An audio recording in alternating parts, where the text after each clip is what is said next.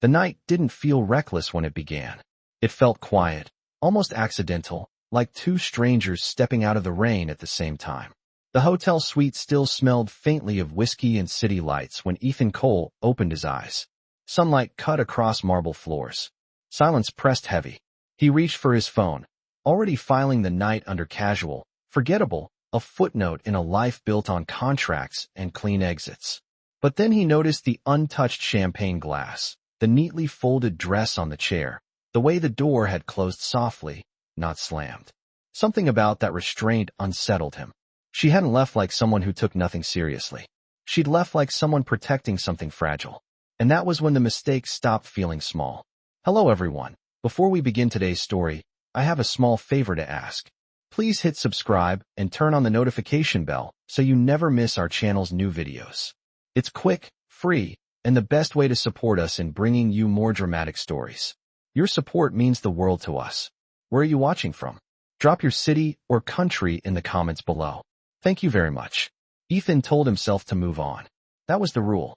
He was a self-made millionaire by 38, CEO of a private equity firm that bought silence as easily as it bought companies. One night meant nothing in his world. No names.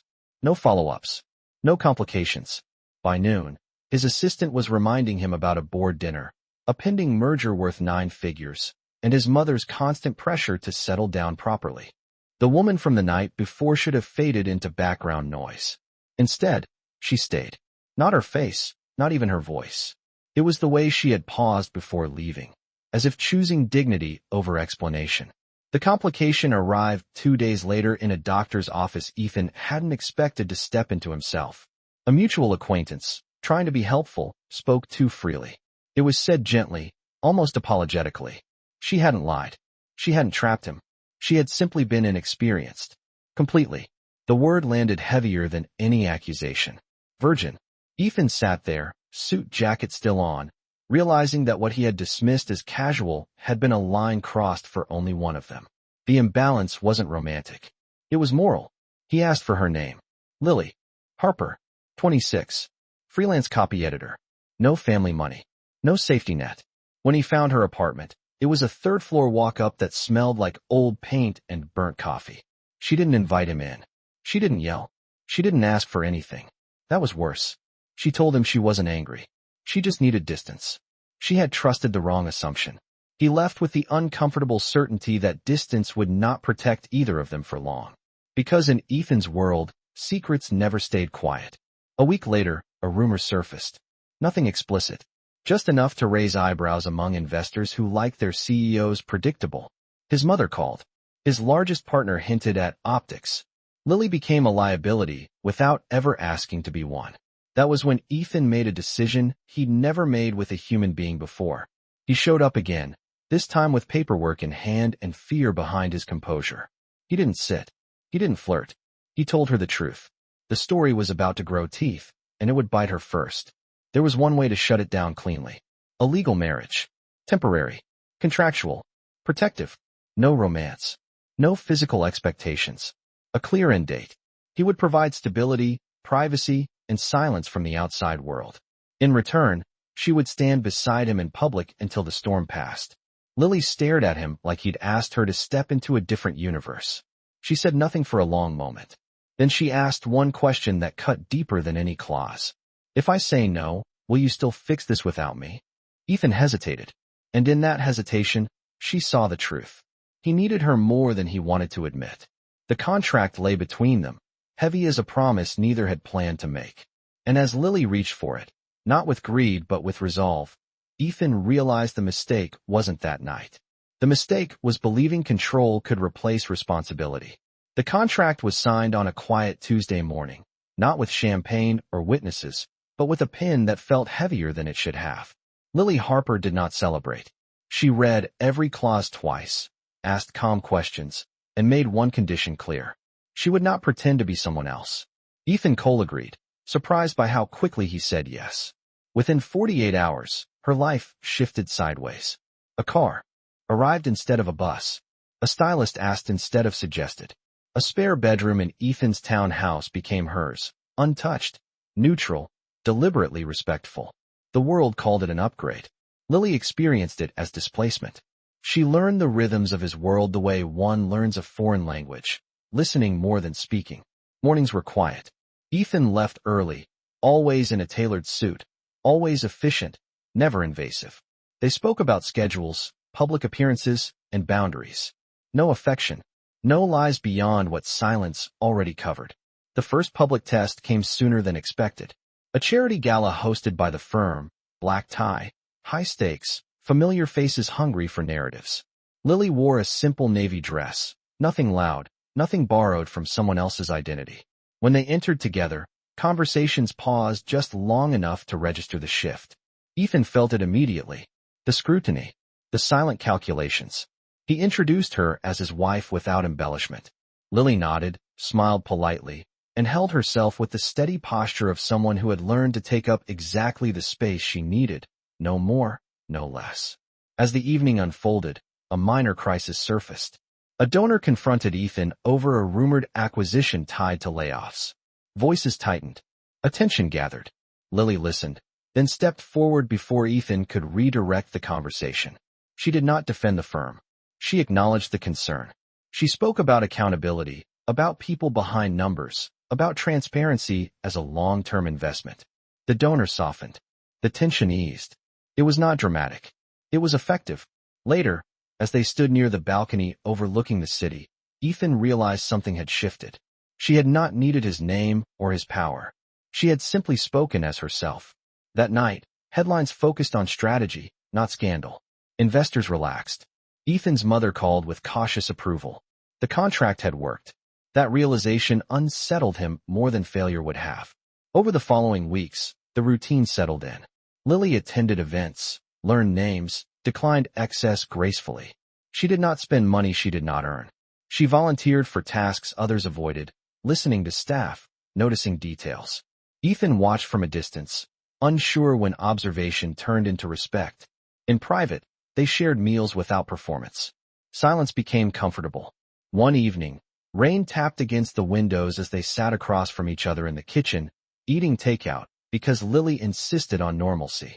Ethan spoke about his childhood for the first time, about growing up in uncertainty, about learning early that control was safer than closeness. Lily listened without trying to fix anything. When he finished, she simply said she understood the instinct, even if she did not share it. That honesty lingered. The contract, once a shield, began to feel thin. The third public test arrived uninvited. At a board dinner, an old acquaintance of Ethan's made a careless remark about timing, about convenience, about how quickly some women adapted to wealth. The table laughed softly. Lily did not. She set down her glass and met the comment with composure. She clarified that she had adapted to responsibility, not luxury.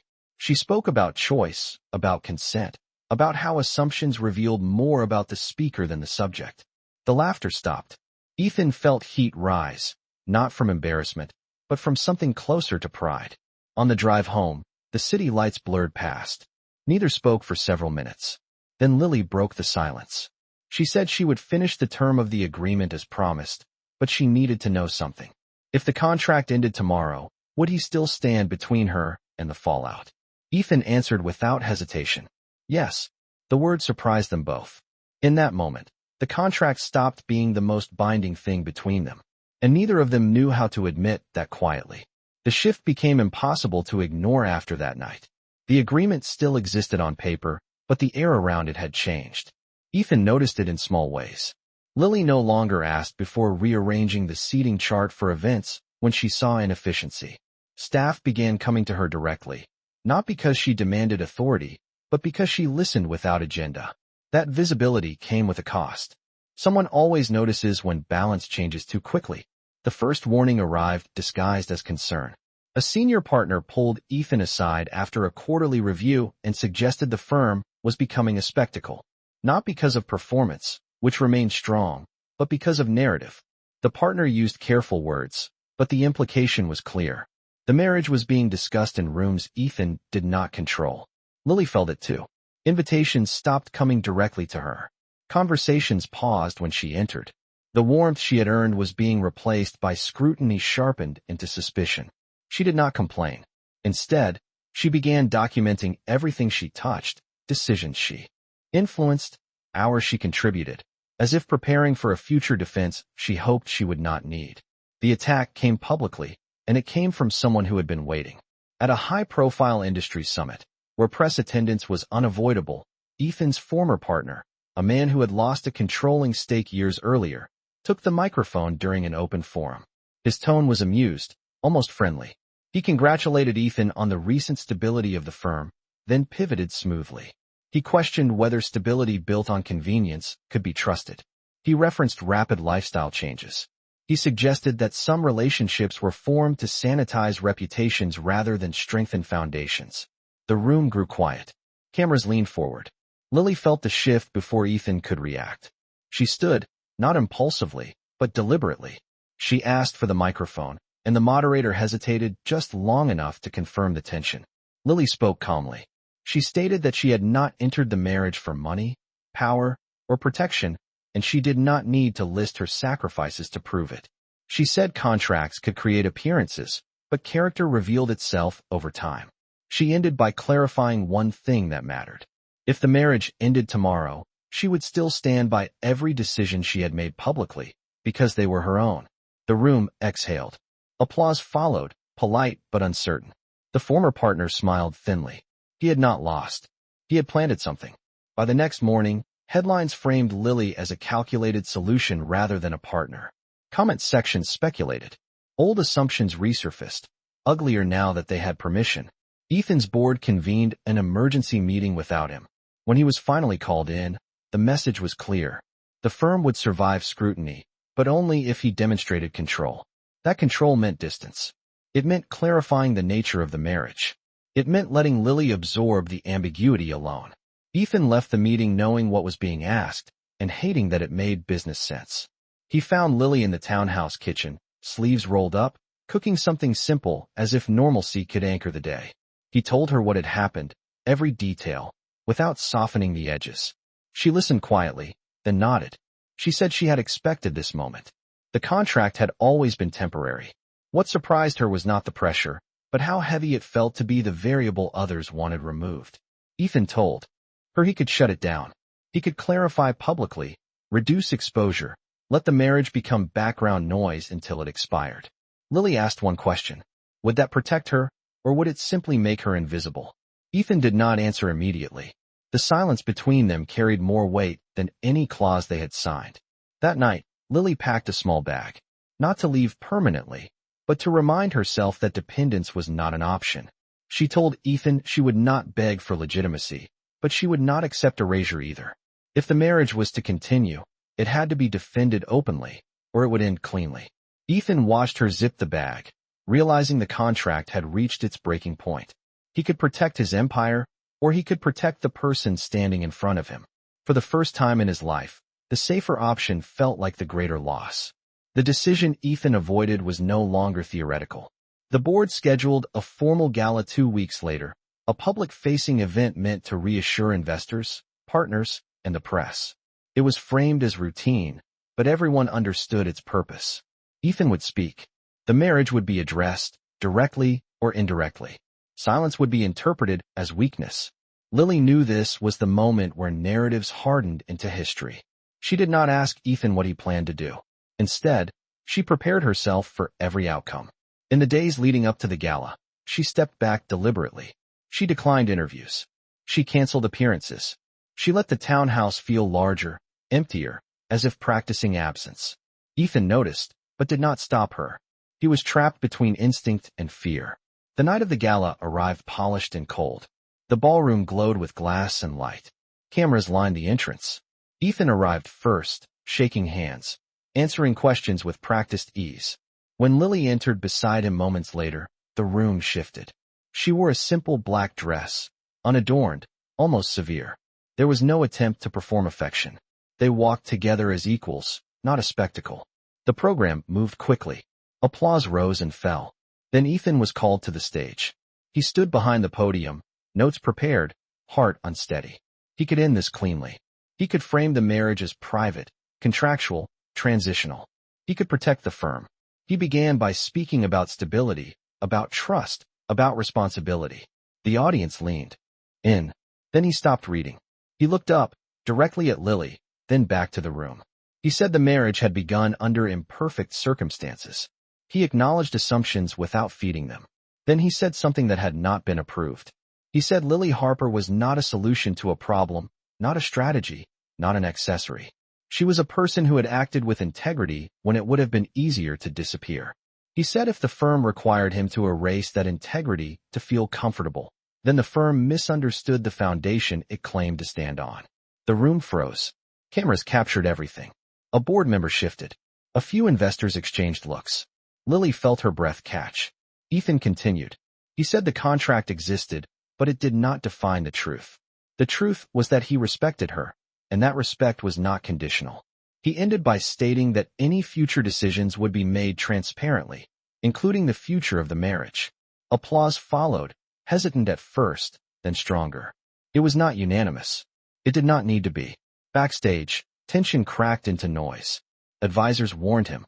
A board member accused him of emotional recklessness. Ethan listened, then excused himself.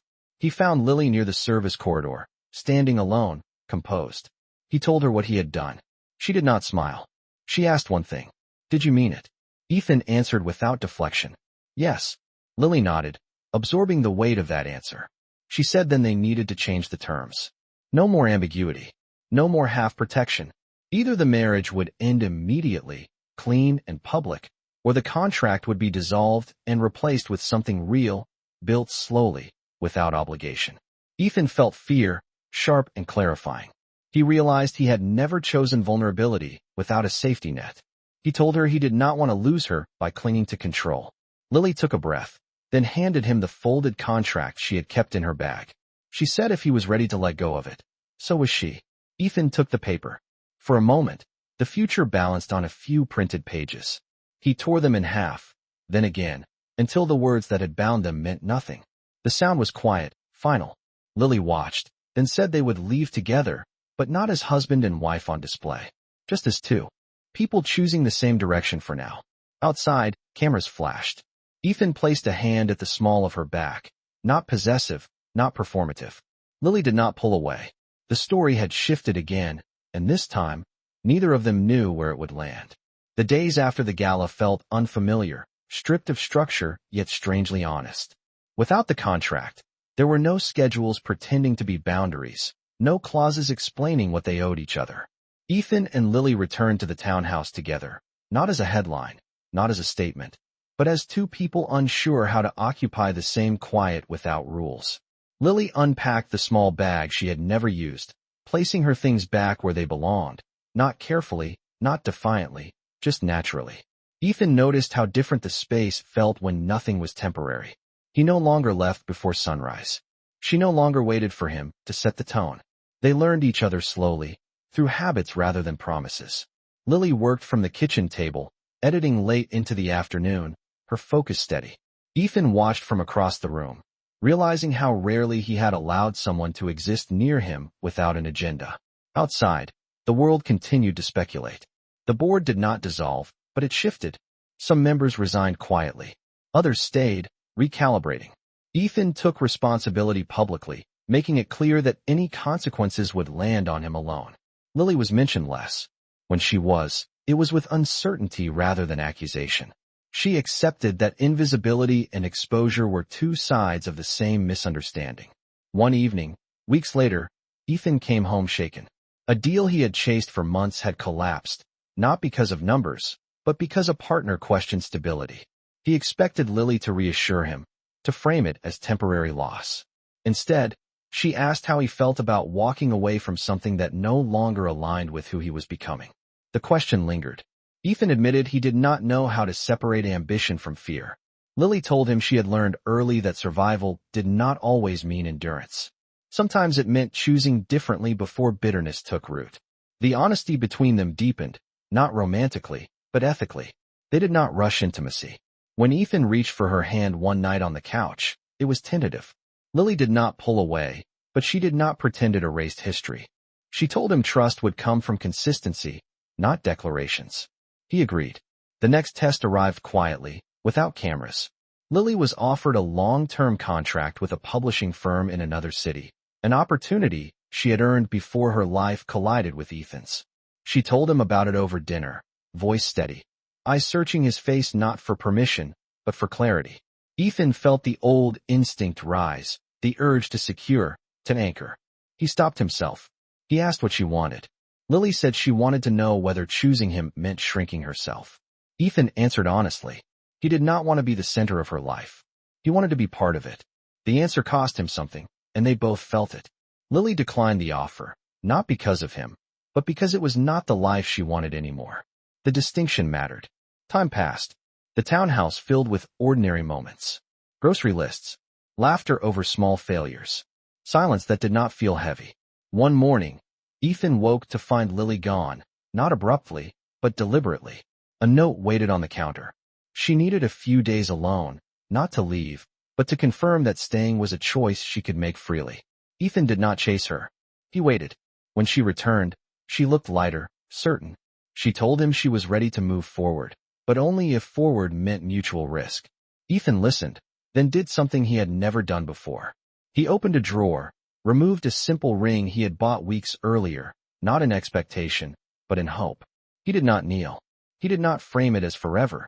He told her he wanted to build something without contracts, without optics, without fear. Lily studied his face, then the ring, then placed it back in the drawer. She said yes, but not yet. She said real commitment did not need to rush. Ethan smiled, understanding at last that the mistake he once feared had led him here, not to loss, but to a version of himself he could finally stand behind. The calm that followed Lily's return did not last, because calm never does when real change is underway. Weeks passed, then months, and the world adjusted in uneven waves. Ethan's firm stabilized, not through silence, but through a quieter credibility.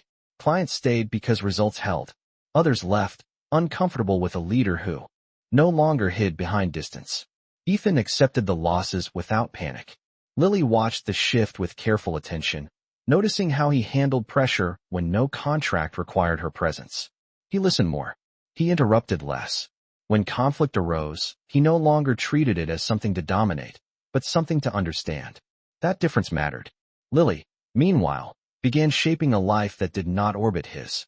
She took on long-term editorial projects, worked with nonprofit publishers, and built a rhythm that existed whether Ethan was in the room or not. The independence was intentional. She needed to know she could stand without leaning. Ethan respected that, even when it unsettled him. The real test arrived not through scandal, but through family.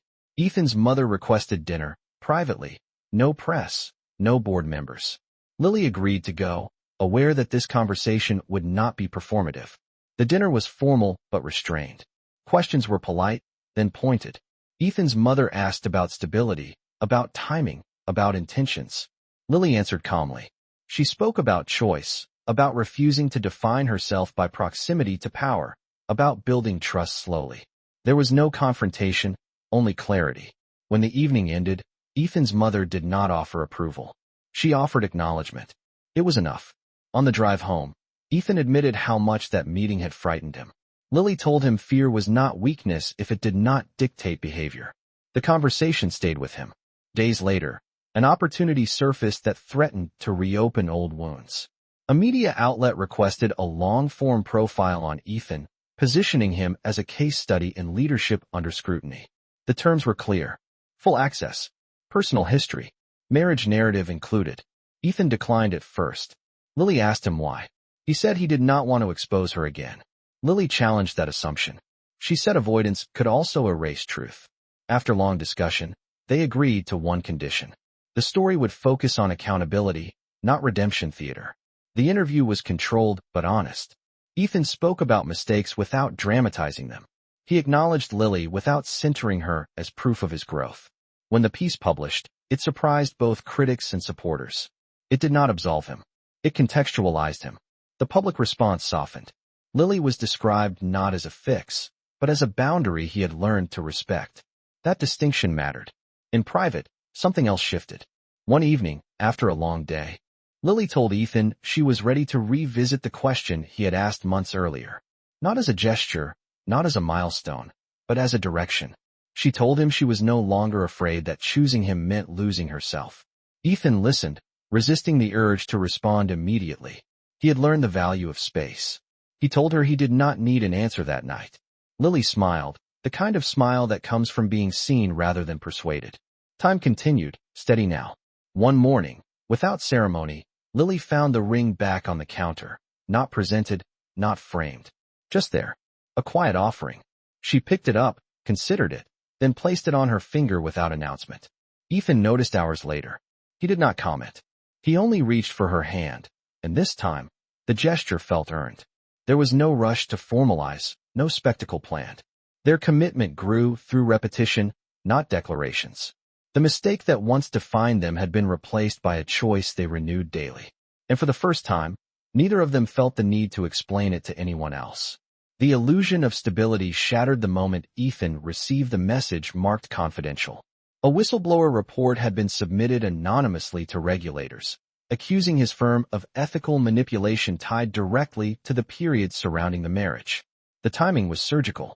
The language mirrored talking points from the former partner who had challenged them publicly months earlier. This was not about wrongdoing. It was about leverage.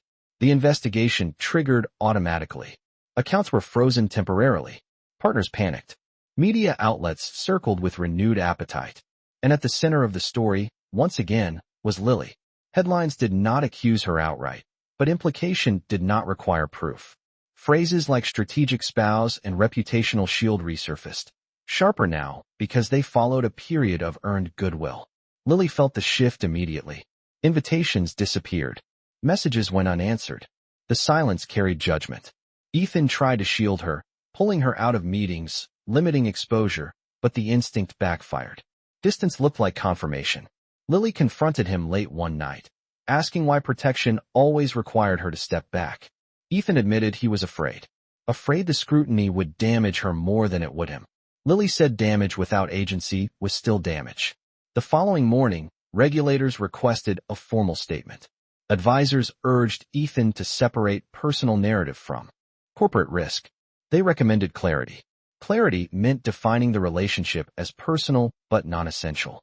It meant emphasizing that Lily had no influence, no role, no relevance. Ethan heard the advice and understood the strategy. He also understood the cost. Lily overheard part of the conversation. She did not interrupt. She waited until the house was quiet, then told Ethan she would leave temporarily. Not out of fear, not out of resentment, but out of principle. She would not remain in a space where her presence was treated as liability to be managed. Ethan argued, not angrily, but desperately. He promised to fight the narrative, to stand firm. Lily reminded him that standing firm meant choosing publicly, not privately. If he was not ready to do that, she would not wait in limbo. She packed deliberately, taking only what was hers. The ring stayed behind, not as rejection, but as boundary.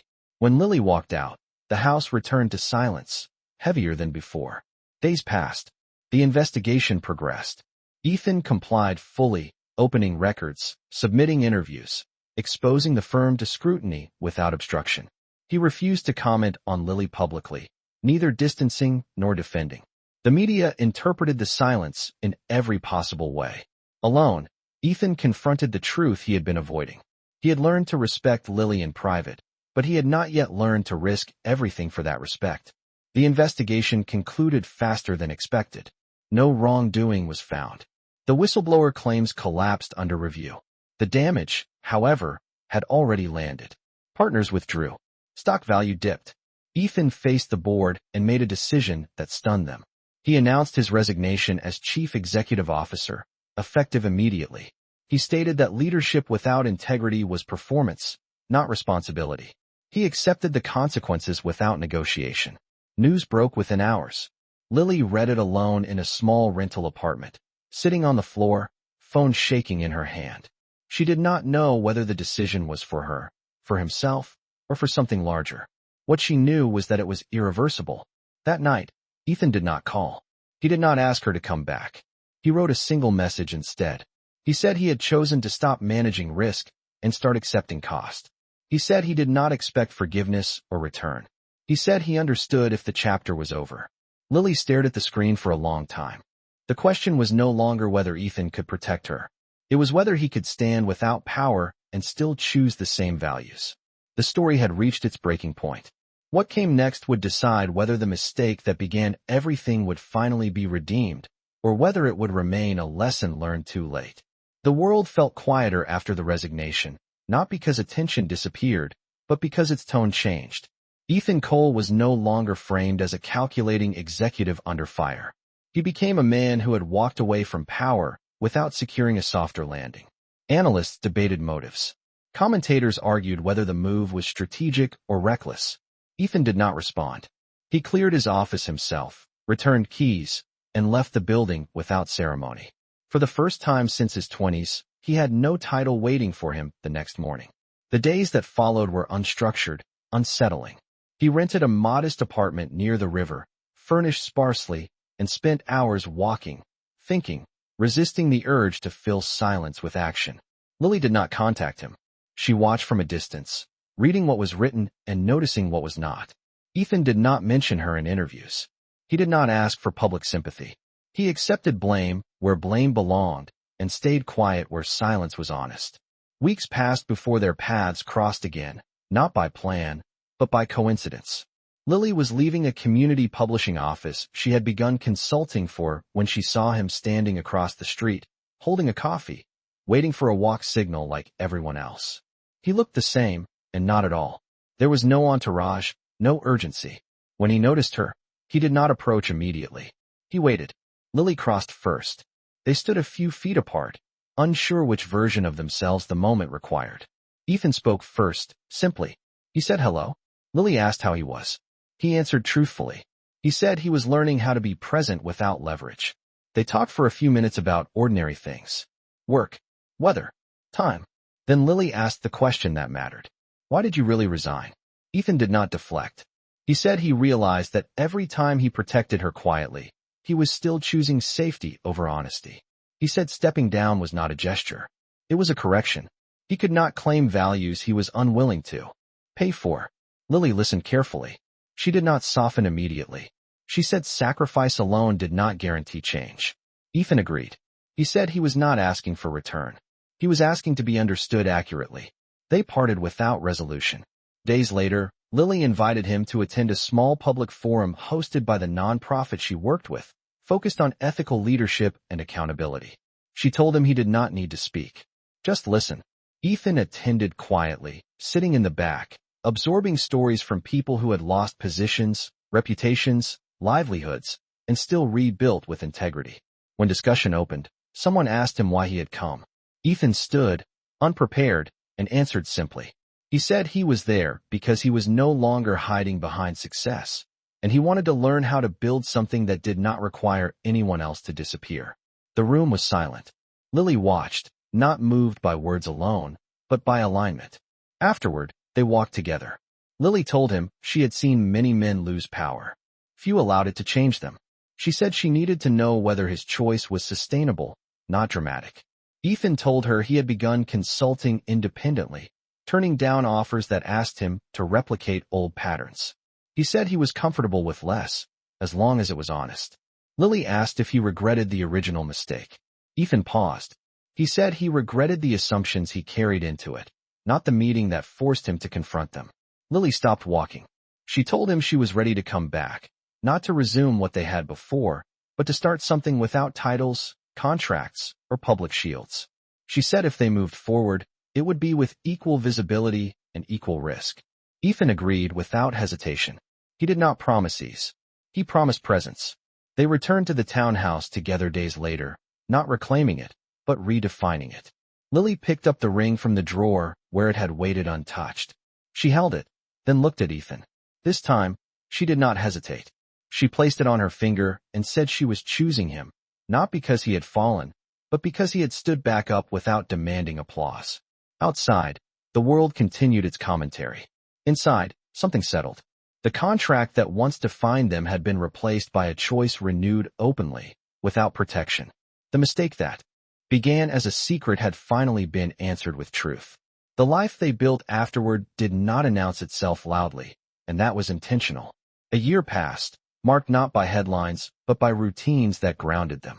Ethan and Lily moved out of the townhouse and into a smaller place near the river. choosing space that belonged to neither of their pasts.